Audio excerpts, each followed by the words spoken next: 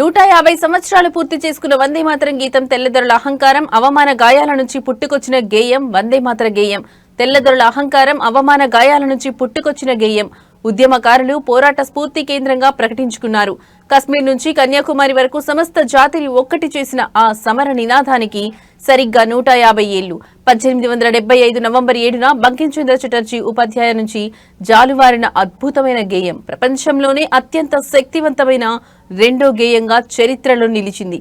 1905 బెంగాల్ విభజన సమయంలో తరువాత వందే మాతరం అనే పదాలు నిప్పు కనికలై మండాయి. ఉరికంబం ఎక్కిన సమయంలో కూడా స్వాతంత్ర్య సమరయోధుల నోట ఒకటే మాట వందే మాతరం. 150 సంవత్సరాలు పూర్తి చేసుకున్న నేపథ్యంలో వందే మాతరం గేయంపై మా ప్రతినిధి చంటి కొండపోగు విశ్లేషణ.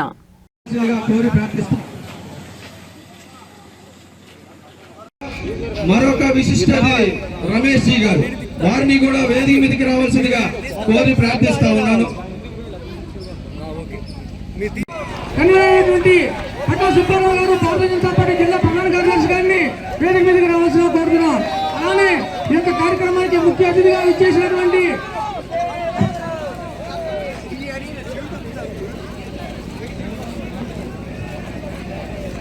శివనారాయణ గారిని వేదిక మీదకి రావాల్సిన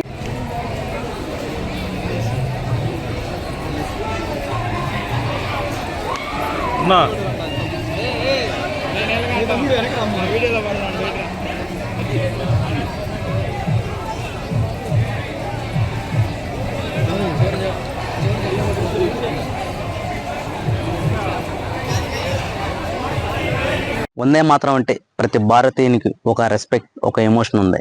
ఈ వందే మాతరం గేయం అయితే ఇప్పటి ఈ రోజుతో నవంబర్ 7వ తారీఖు అయితే 150 సంవత్సరాలు పూర్తి చేసుకుంది. ఈ వందే మాతరం గేయం అయితే స్వాతంత్ర సమరంలో అయితే కీలక పాత్ర పోషించిందనే చెప్పాలి. ఈ వందే మాతరం గేయం అనేది ఎలా ఉద్భవించింది అనేది అయితే ఈ 150 సంవత్సరాల్లో దాని ప్రయాణం ఎలా సాగింది అనేది అయితే ఒకసారి చరిత్రలోకి వెళ్ళి చూసుకుంటే భారతదేశం నుంచి బెంగాల్కి ఐసిఎస్ ఆఫీసర్గా మొట్టమొదటి ఐసిఎస్ ఆఫీసర్ బకిం చంద్ర చటోపాధ్యాయ అయితే ఎన్నికై ఉన్నారు అప్పట్లో. అదే విధంగా అయితే ఒక ఆఫీసులో కూర్చున్నప్పుడు లెఫ్టినెంట్ కల్నల్ అయినటువంటి డఫెన్ అనే తెల్లదొర అయితే బకిం చంద్రను అయితే ముఖంపై పిడిగుద్దులు గుద్దుతున్న సమయంలో అయితే ఎవరో ఒకరు పక్కన ఉండి అతను డిప్యూటీ మేజిస్ట్రేట్ అని చెప్పినా సరే ఆపుకోకుండా అతను దాడి చేస్తాం, విచక్షణ రహితంగా దాడి చేయడంతో అయితే నువ్వు బకిం చంద్ర తేరుకొని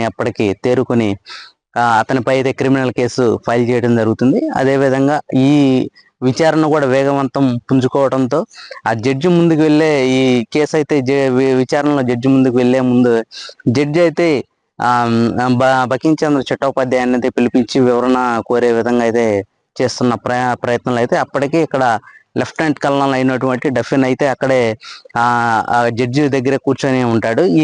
ఈ క్రమంలో అయితే జడ్జి అయితే బకిం చంద్ర చట్టోపాధ్యాయ అయితే ఇలా అంటాడు, అతను తెలియక తప్పు చేశానని అంటున్నాడు, ఒకసారి క్షమించమని అయితే అడగటంతో బకిం చంద్ర అయితే ససేమిరా అనే కరాఖండిగా అయితే చెప్తాడు.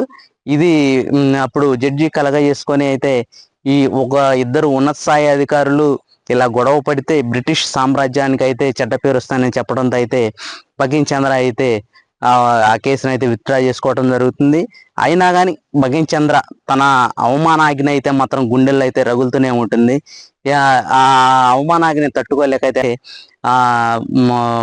బ్రిటిష్ ప్రార్థనా గీతమైన కింగ్ ఆఫ్ ద గాడ్ అనే గేయాన్ని అయితే భారతదేశం యొక్క జాతీయ గీతంగా అయితే ఏర్పాటు చేయాలంటే ప్రకటిస్తారు. ఈ నేపథ్యంలో అయితే అప్పుడు ఈ వార్త తెలిసిన బకిం చంద్ర 1875 నవంబర్ 7వ తారీఖున అయితే ఈ వందే మాతరం గీతాన్ని అయితే రచిస్తాడు. ఈ గీతం అనేది పండితులకైతే నచ్చలేదు, ఎందుకంటే సంస్కృత భాష ఇటు బెంగాల్ భాషలో ఉండటం వల్ల అయితే పండితులకైతే ఈ యొక్క గీతం అయితే నచ్చలేదు.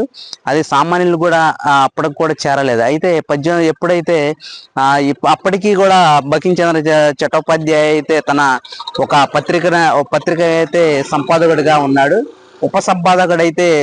ఉపసంపాదకుడైనటువంటి ఒక వ్యక్తి తనతో చట్టోపాధ్యాయ అయితే ఈ విధంగా అంటాడు కదా, మన పత్రికలు అయితే కొంచెం స్పేస్ అయితే ఉంది, దాంట్లో అయితే ఈ గేయాన్ని ప్రింట్ చేద్దామని అనడంతో ఇదొక పత్రికల్లో ఒక స్తంభంగా కాకుండా ఒక మూలన పెట్టే గేయం అయితే కాదు. దీని యొక్క గేయం యొక్క ప్రభావం, దాని యొక్క గాఢత అనేది అయితే నేను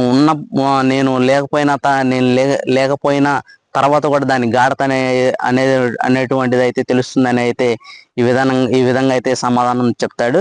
ఈ నేపథ్యంలో అయితే